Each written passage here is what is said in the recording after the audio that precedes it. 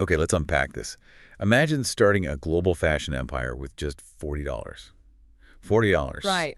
No venture capitalists, no, existing network, no instant fame. Just this relentless dream, a really deep understanding of culture, and a sewing machine in Queens. Yeah, in a small room. It's incredible when you think about it. That's the story we're diving into today. It's electrifying, honestly.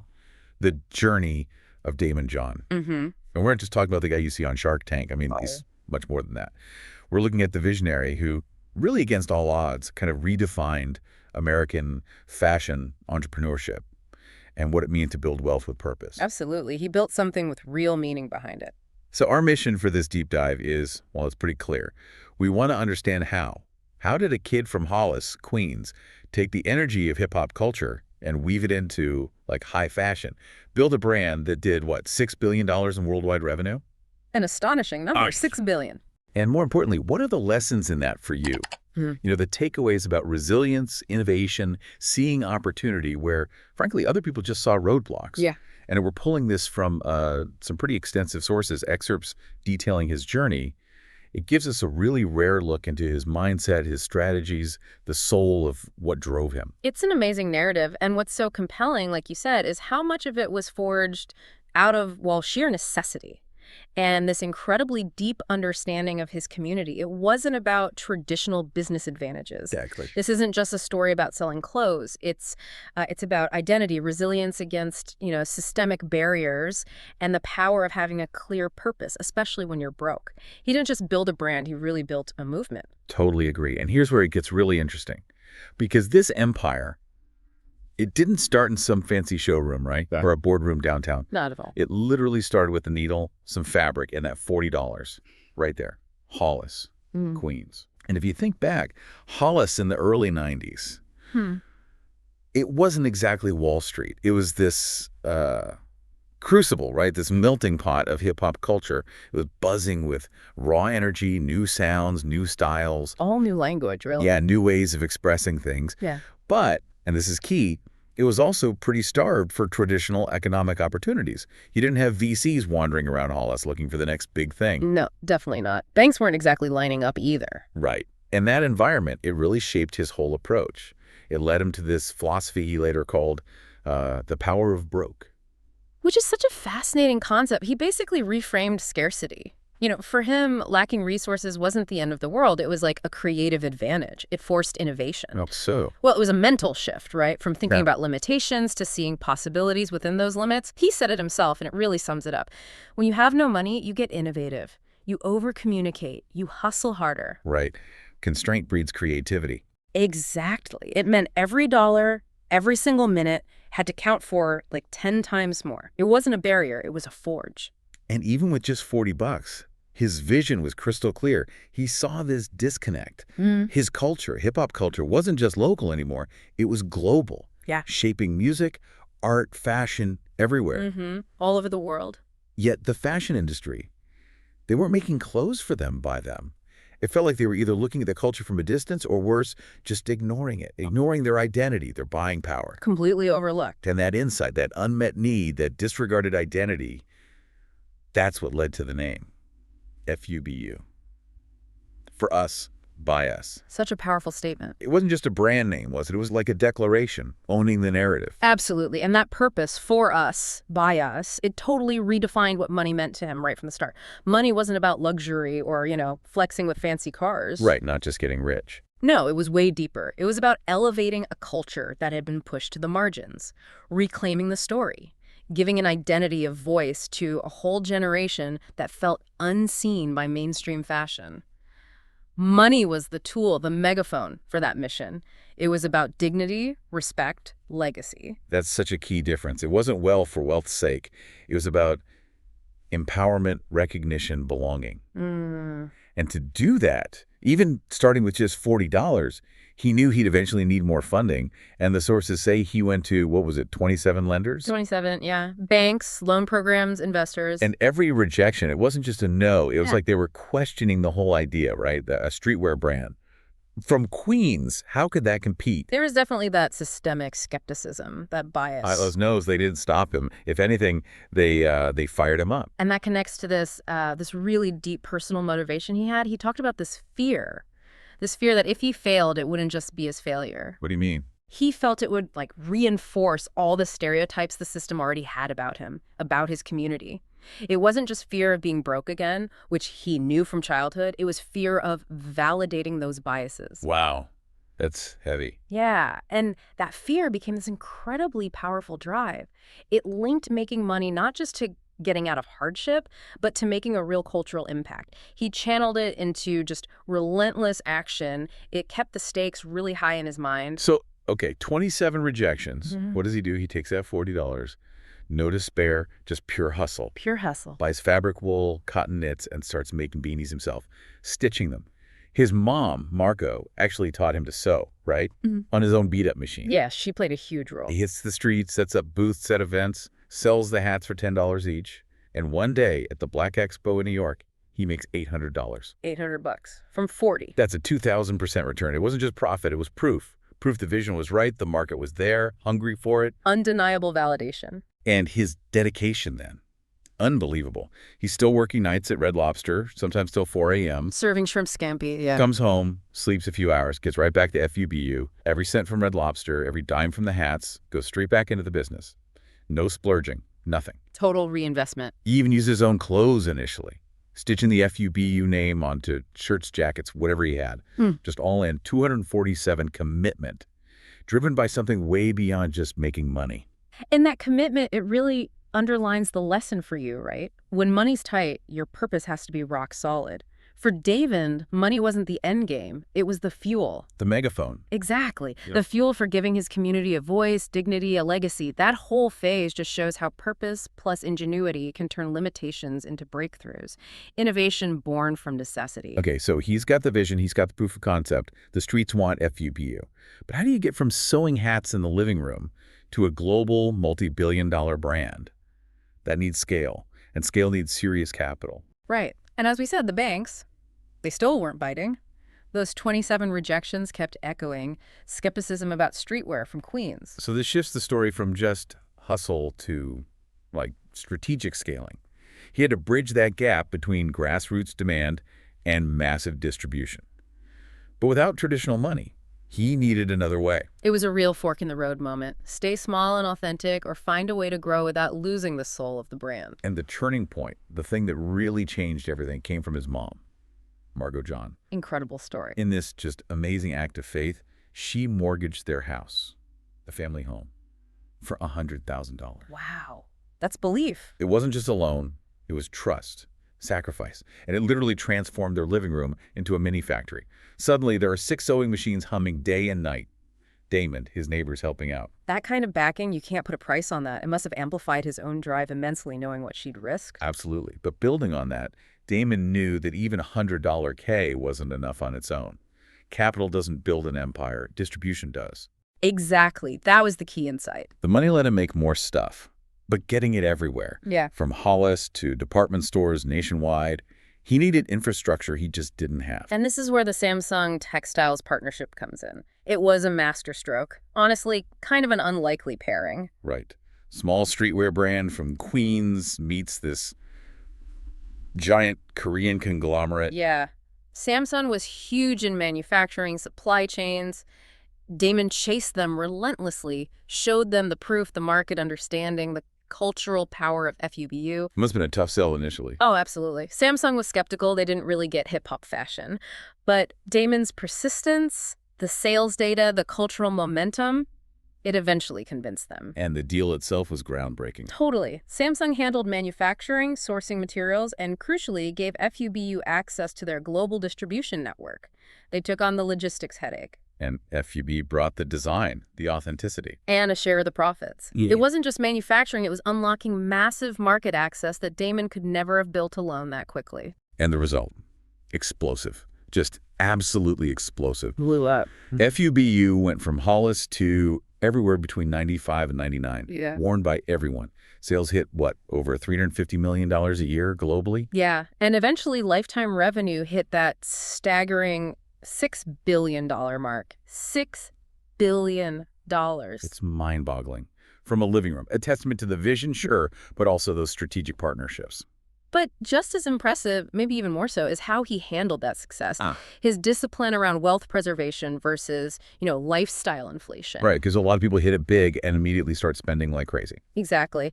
Daymond didn't fall into that trap. Instead of flashy cars and mansions, he plowed profits back into the business, shoring it up. And he started diversifying his assets. He got that true wealth isn't just income. It's building lasting value, multiple income streams. Which led to the Shark Group, his consulting firm. Right, and becoming a founder investor on Shark Tank. He turned his gut instincts into equity and then became a mentor himself, teaching others about building wealth. You see that discipline in his long-term habits, too. Smart moves. Buying commercial real estate for offices instead of renting classic equity building. Smart. Very smart. Studying contracts meticulously. Not just trusting lawyers, but really understanding the fine print to avoid bad deals. Crucial in that industry. And surrounding himself with people who challenge him. Not just yes men. Advisors who'd push back, point out blind spots, keeping him sharp. Valuing honest feedback over easy agreement. That's key. Yet, even with all this success, you mentioned this earlier, there was still this lingering fear that it could all just disappear. Yeah, he talks about that. Growing up with scarcity, seeing money come and go. It wasn't just theory for him, it was a memory, a deep anxiety. But it didn't paralyze him. No, quite the opposite. It became a catalyst for vigilance, for proactive planning. It drove him to build real wealth, diversified wealth, that could withstand shocks, not just enjoy the good times. Building buffers, not just profits. So the lesson for you, listening, is pretty clear. Making money is one thing. Keeping it, growing it, that takes strategy. Street smarts, yes, but also long-term vision, discipline. Daymond mastered both. True wealth isn't loud, it's smart, planned, lasting. Exactly. Discipline in finance matters just as much as discipline in sales or marketing. Right. You don't get what you wish for, you get what you work for. That's Daymond John. And this next part is all about the habits, the behaviors that set him apart. He believed in action over perfection. Movement over perfection. Love that. Before FUBU had warehouses, it had a closet. Before millions in revenue, it had one sewing machine, his mom's mortgage. And that dream stitched into everything. He didn't wait for ad campaigns. He created his own demand, right on the street. Which begs the question, right? How do you get millions of eyeballs on your brand with no ad budget? Especially starting from zero. His answer was brilliant. Simple, but brilliant. Relationships and culture. He didn't just listen to hip-hop, he lived it. His friends were the architects of the culture. So he just started giving clothes away. Pretty much. To up-and-coming rappers, no contracts, no money, just culture supporting culture that built this authentic buzz that money could never buy. Artists wore FUBU because it was real. It represented them. That organic approach is so powerful. And then came the moment. Yeah. The LL Cool J moment. Honestly, it's like marketing legend now. Oh, yeah. The GAP commercial in '97. GAP hires LL Cool J, Queens native, friend of Daymond's. They specifically tell him not to wear any other brands. Oh, right. Standard procedure. But what does LL do? He wears a FUBU hat, prominently. And then, so subtly, he slips the line, "for us," by us, into his rap verse in the ad. Just slid it right in there. Yeah. Genius. A wink to the culture. That 30-second spot goes national. Prime time.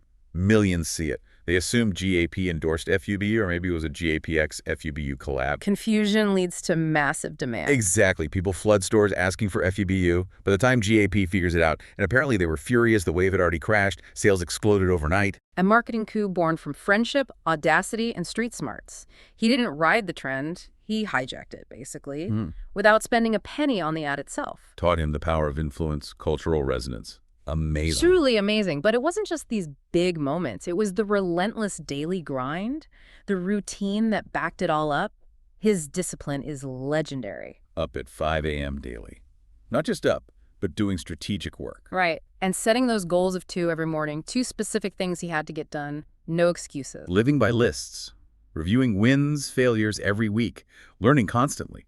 Treating consistency like currency. Small actions compounding over time. He wasn't relying on luck. He was building an engine. And he managed his energy, too. He talked about strategic pacing. What's that exactly? Working in intense bursts, then taking real mental breaks to reassess, refocus, not just grinding himself into dust, maintaining high intensity sustainably. Smart. And he's an incredible listener.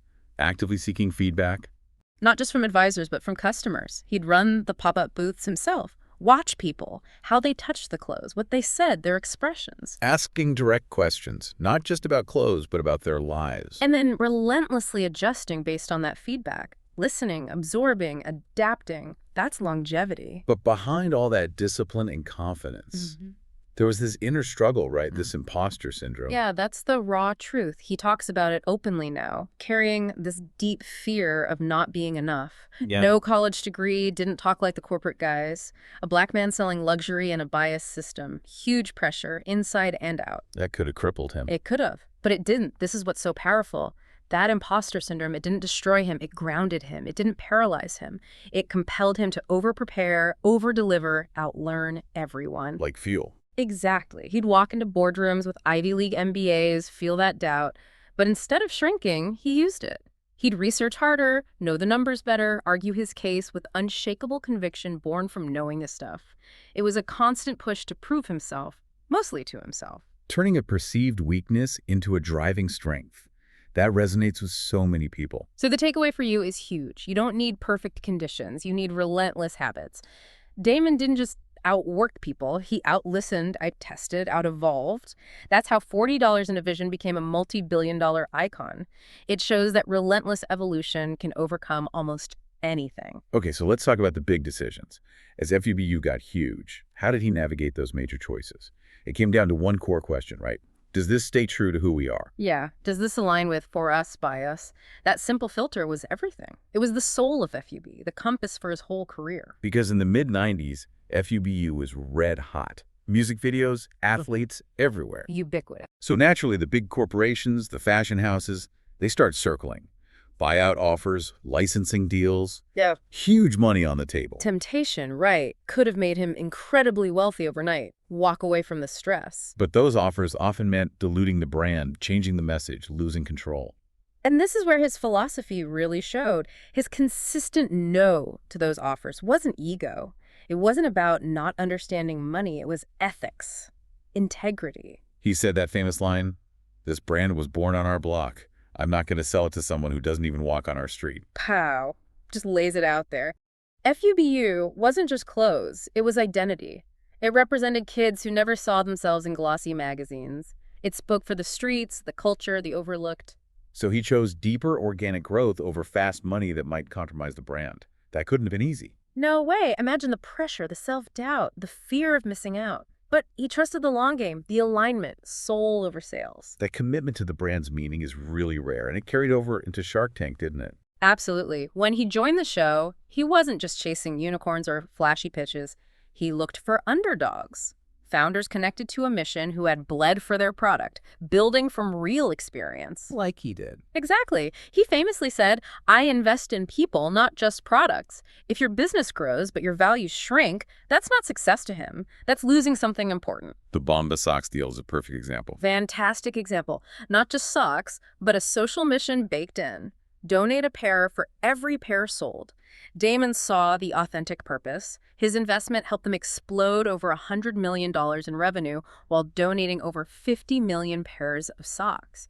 Doing good and doing well. He also saw failure differently, didn't he? Not as something to hide. Right. Failure was a compass. If a FUBU line didn't sell, he didn't panic or blame. He dug into the data, listened to customers, and course-corrected. Strategically, no shame, just learning and aligning. Always trying to align identity, action, and the community he served. And there was always that underlying tension you mentioned. What if I lose myself chasing more, become someone I don't recognize?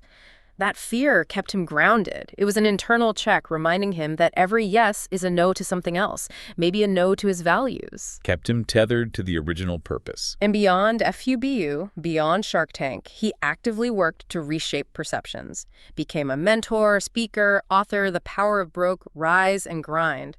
Not just business advice, but redefining entrepreneurship as a mindset accessible to anyone. An evangelist for purposeful hustle. Totally. And using his platform, especially Shark Tank, to back those underdogs. People like him who started with nothing but grit and a vision, not chasing headlines, but elevating lives. And then Black Entrepreneurs Day in 2020, that felt really significant. Hugely significant. Launched amidst all that turmoil. It wasn't just an event, it was a statement. Millions watching, icons participating, aiming to reframe power, put it in the hands of creators. Like he said, we don't need saving, we need platforms, partners, and belief. It perfectly encapsulated his mission. And what's really powerful, thinking about his whole journey, is that tension of visibility. He went from being invisible to being globally famous. Right. But he never wanted his spotlight to blind others. He used it to light paths, provide blueprints, empower people to become themselves, not just mini Daymons. That's real leadership. So the takeaway here is profound. The biggest decisions aren't just about gain, but about what you protect. Your values, your identity, your purpose. True success builds outwards, deepens influence, empowers others. That $6 billion wasn't just hustle, it was integrity. Staying true to, for us, by us. When the world wanted him to change. That's the core of it. Okay, but even at the peak, FUBU everywhere, hundreds of millions coming in, a huge challenge hit in the early 2000s. Yeah, streetwear went mainstream. The very culture FUBU champion got co-opted. Corporate giants jumped in, Tommy Hilfiger, Nautica, Yeah. flooding the market with their versions, often cheaper, with huge ad budgets. Suddenly, FUBU, the beacon of authenticity, risked looking overexposed, common, maybe even irrelevant. So Daymond had this massive choice. Chase the trends, dilute the brand further, or pivot with purpose. And this is where his discipline in crisis thinking really kicks in. He didn't just react when things got tough. He'd been planning, anticipating shifts, understanding trends aren't forever. Right. He saved, stayed lean, watched consumers like a hawk. It wasn't panic, it was controlled risk. Strategic thinking. Like he said, the moment you start believing your own hype is the moment you stop evolving. He orchestrated change rather than just reacting to it. So in 2003, market saturated, brand identity at risk.